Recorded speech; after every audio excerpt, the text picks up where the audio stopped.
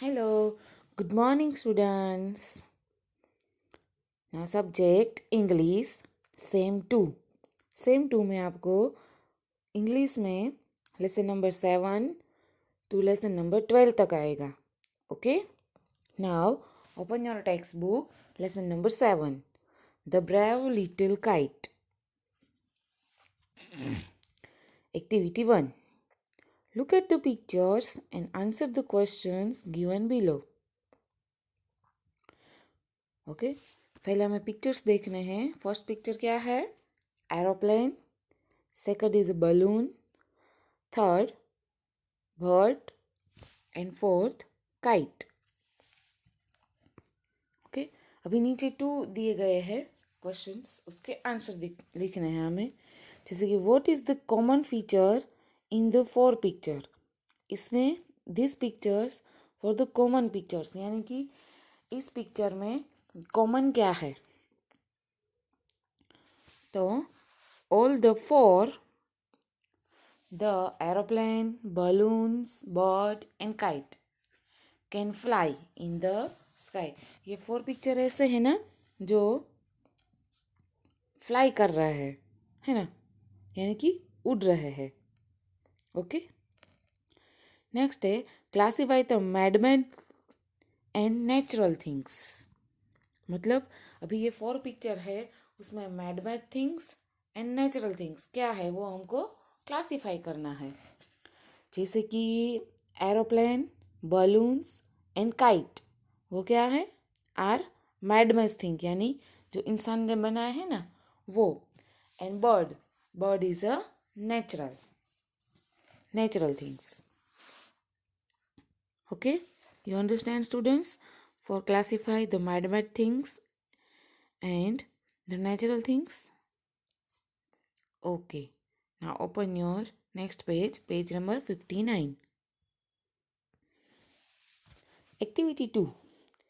Adventure sports require courage and name these sports activities. अभी यहाँ पे हमें 4 एक्टिविटीज़ दी गई है, उसमें हमें उसके नेम लिखने हैं. जैसे कि फर्स्ट, पता है आप लोगों को फर्स्ट क्या है? बुकी जंपिंग. फिर सेकेंड पैराग्लाइडिंग. फिर third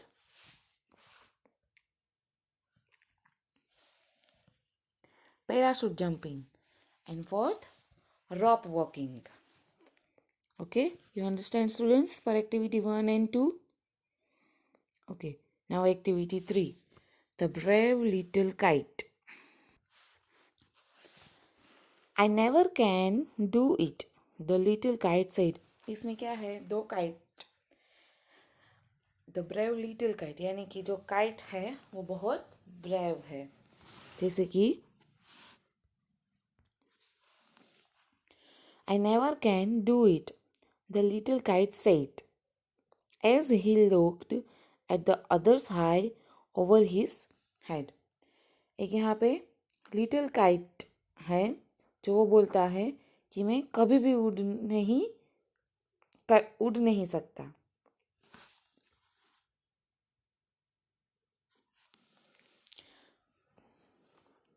I know I should fall if I tried to fly.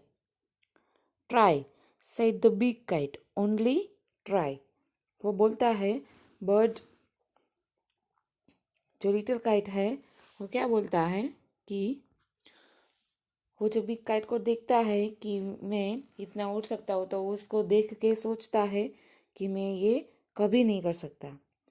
मैं जानता हूँ कि मैं उड़ने की कोशिश करूँगा तो भी मैं गिर जाऊँगा.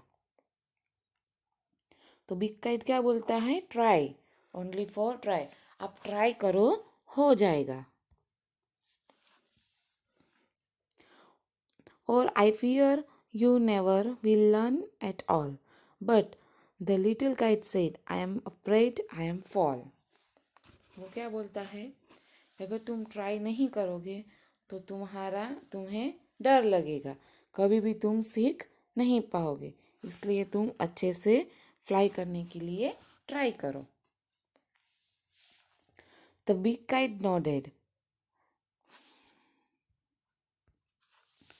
The big kite nodded as well good bye. फिर बिग काइट बोलता है और वो गुड बाय बोल के वहाँ से चला जाता है। And he rose toward he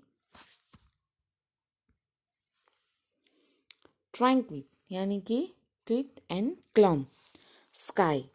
then the little kite's paper straight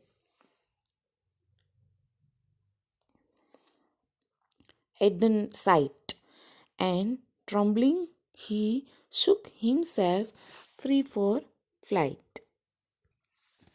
फिर जो लिटिल काइट है वो उड़ने की कोशिश करता है और फिर वो जो बिग काइट होता है वहाँ पे स्काई के ऊपर वो साइड में साइट यानी कि साइट में होता है और वो देखता है कि वो तो स्मॉल काइट है जो वो हिम्मत करके यानी कि कोशिश करके वो बहुत ऊपर तक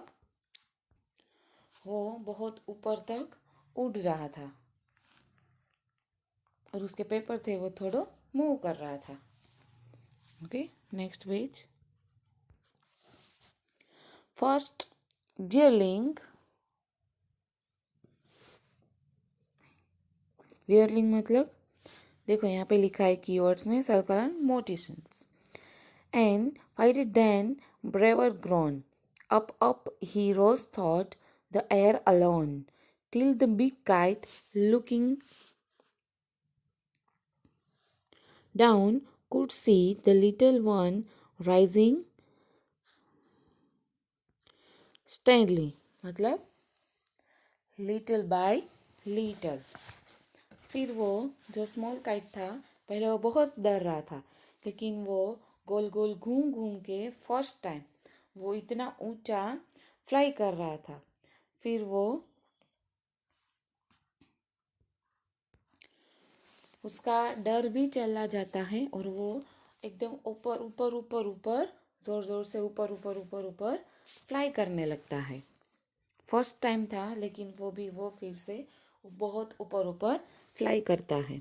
then how the little kite thrilled with pride as he sailed with the big kite side side by side.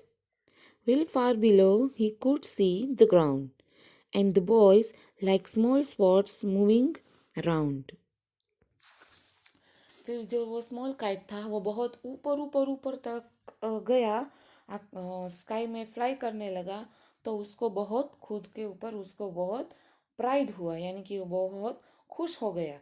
वो बहुत अपने ऊपर गर्व करने लगा और वो जो बिग काइट था उसके बाजू में ही जो बिग काइट उड़ रहा था उसको भी वो और जो बिग काइट था उसके बाजू में बिग काइट था और जो स्मॉल काइट था वो बहुत ऊंचे तक उड़ रहा था और जब उसने नीचे देखा तो सभी बहुत उसको स्मॉल स्मॉल यानी कि सभी उसको बहुत छोटा छोटा दिखने लगा।